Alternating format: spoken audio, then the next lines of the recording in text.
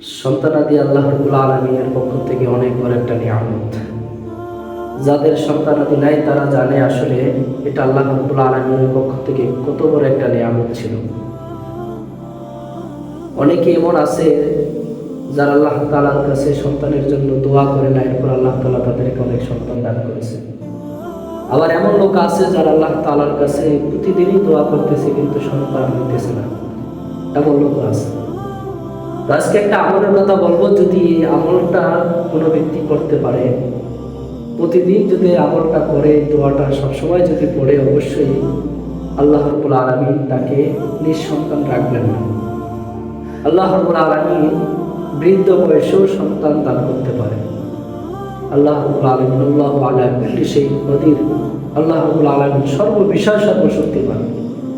আল্লাহ তাআলা চাইলে অবশ্যই সন্তান দান করতে পারে। এজন্য যাদের সন্তানাদি হয় না, আপনারা প্রতিদিন এই দোয়াটা বেশি বেশি করবেন।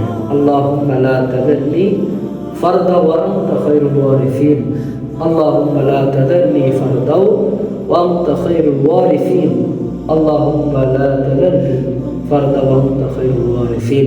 এই দোয়াটা করলে আল্লাহ তাআলা তাকে অবশ্যই সন্তান দান করতে পারেন।